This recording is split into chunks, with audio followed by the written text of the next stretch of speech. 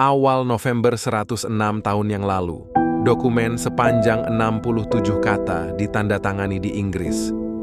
Dokumen itu mendasari pembentukan negara Israel dan mengubah sejarah bangsa Palestina. Dikutip dari BBC.com, terdapat 67 kata tertulis di selembar kertas yang memulai salah satu persoalan tersulit untuk diselesaikan di zaman modern. Hingga saat video ini dirilis, eskalasi militer Israel-Hamas terus meningkat dan telah menewaskan hampir 10.000 warga Palestina. Sekitar 4.000 diantaranya adalah anak-anak warga Gaza dan sekurangnya 1.400 warga Israel.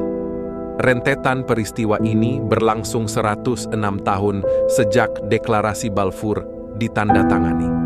Dalam dokumen tertanggal 2 November 1917, di tengah Perang Dunia Pertama, untuk pertama kalinya pemerintah Inggris mendukung pendirian Rumah Nasional bagi orang-orang Yahudi di Palestina. Saat itu Inggris masih menjajah wilayah Palestina.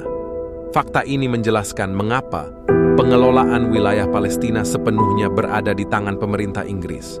Orang Israel menganggap dokumen tersebut sebagai batu fondasi pendirian Israel modern. Di sisi lain, banyak orang Arab menganggap dokumen itu sebagai bentuk pengkhianatan Inggris. Alasannya, mereka telah berkolaborasi dengan Inggris yang kala itu berseteru dengan Kekaisaran Ottoman. Setelah Deklarasi Balfour, sekitar 100.000 migran Yahudi tiba di Palestina.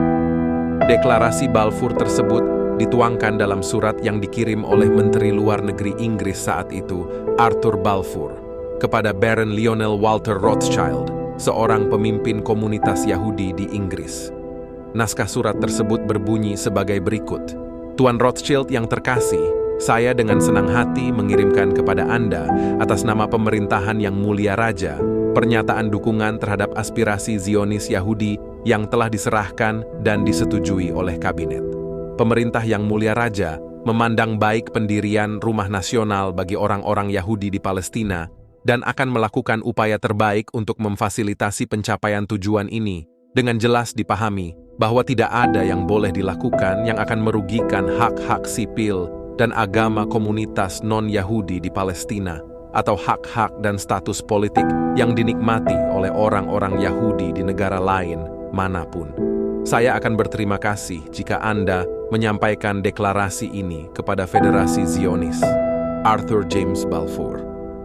Nama Deklarasi Balfour diambil dari nama Arthur Balfour, Menteri Luar Negeri Inggris pada masa pemerintahan David Lloyd George. Balfour duduk di eselon atas aristokrasi Inggris. Dia adalah seorang intelektual yang masuk parlemen dari Partai Konservatif, tak lama setelah menyelesaikan studi di Universitas Cambridge. Berasal dari Skotlandia, Balfour menjadi Perdana Menteri Inggris dari tahun 1902 hingga 1905. Dia menghabiskan sebagian besar karirnya mengurus isu-isu yang berkaitan dengan kebijakan luar negeri Inggris.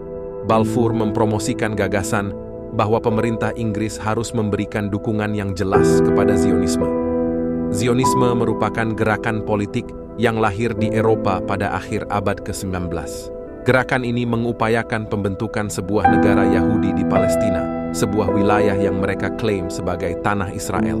Balfour berhasil meyakinkan Kabinet Perang Inggris untuk mengeluarkan deklarasi tersebut. Dia menuntaskan upaya ini dengan dukungan dari para pemimpin Yahudi berpengaruh di Inggris, antara lain Chaim Weizmann dan Lionel Walter Rothschild.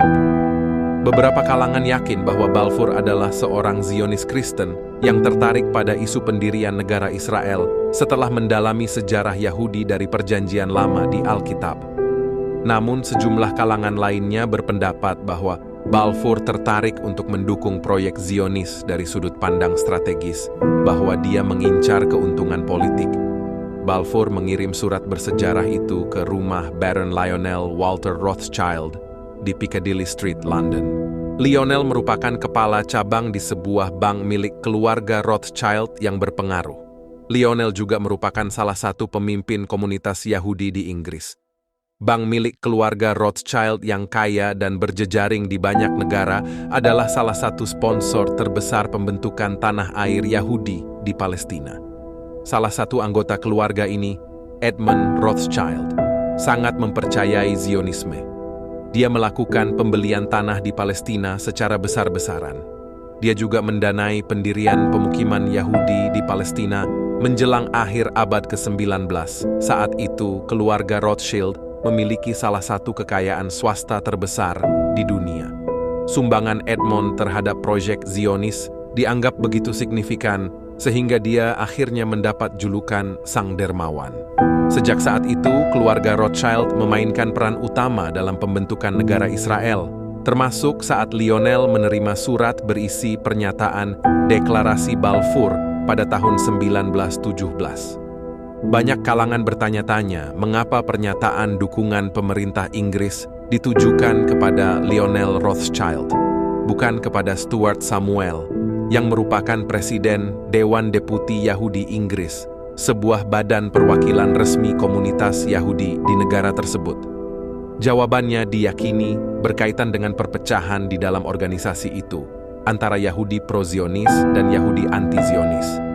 Rothschild tidak memiliki jabatan resmi, tapi dalam praktiknya dia adalah salah satu pemimpin terpenting Yahudi pro-Zionis bersama Chaim Weizmann. Karena mereka mempunyai hubungan langsung dengan Balfour, sang petinggi pemerintahan Inggris itu memutuskan untuk mengirimkan surat tersebut kepada sang bankir. Rothschild dikatakan ikut serta dalam penyusunan dokumen tersebut, namun tidak ada bukti yang mendukung klaim itu. Beberapa tahun kemudian, pada tahun 1925, Lionel Rothschild menjadi Presiden Dewan Deputi Yahudi Inggris, organisasi utama yang mewakili komunitas Yahudi di Inggris.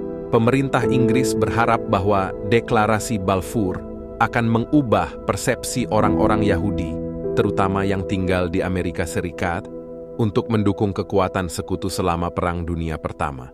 Para pemimpin Inggris, menurut beberapa sejarawan, menganggap bahwa komunitas Yahudi memiliki kekuatan ekonomi dan pengaruh yang besar dalam industri keuangan internasional.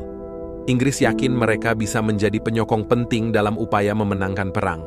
Ada pula pakar lain yang berpendapat bahwa Inggris saat itu sedang mencari pijakan yang kuat di Timur Tengah, terutama ketika perang berakhir. Terlepas dari motivasi spesifik yang melatar belakangi penulisan surat tersebut, pengaruhnya sangat mendasar dalam perkembangan peristiwa yang mengarah pada pembentukan negara Israel pada tahun 1948 dan pengusiran ratusan ribu warga Palestina dari wilayah tersebut. Bagi bangsa Israel, Deklarasi Balfour merupakan dokumen yang mewujudkan impian sebuah bangsa di tanah Israel kuno. Namun bagi bangsa Palestina, surat itu merupakan awal dari penderitaan yang masih berlanjut hingga saat ini. Palestina bahkan mengkritik bahwa mereka tidak disebutkan dalam dokumen tersebut. Surat itu menyebutkan mereka sebagai komunitas non-Yahudi yang ada di Palestina. Setelah kekalahan Kesultanan Utsmaniyah dalam Perang Dunia Pertama, Deklarasi Balfour didukung oleh sekutu dan dimasukkan dalam mandat Inggris atas Palestina, yang disetujui oleh Liga Bangsa-Bangsa, organisasi sebelum PBB, pada Juli 1922. Melalui persetujuan itu, Inggris secara resmi bertanggung jawab atas administrasi wilayah tersebut. Pada tahun 1930-an, penduduk Arab yang tinggal di Palestina mulai menunjukkan ketidaksetujuan terhadap peningkatan populasi Yahudi yang pesat. Mereka juga menentang kekerasan antara kedua komunitas itu yang semakin meningkat. Untuk mencoba meredakan protes, Inggris memutuskan untuk memberikan kuota pada migrasi Yahudi. Namun setelah berakhirnya Perang Dunia Kedua, tekanan untuk mendirikan negara Yahudi semakin meningkat seiring dengan terungkapnya kengerian yang terjadi selama Holocaust. Pada 14 Mei 1948 tengah malam, mandat Inggris untuk Palestina berakhir dan Inggris secara resmi meninggalkan wilayah tersebut. Pada hari yang sama pula, Israel mendeklarasikan kemerdekaannya.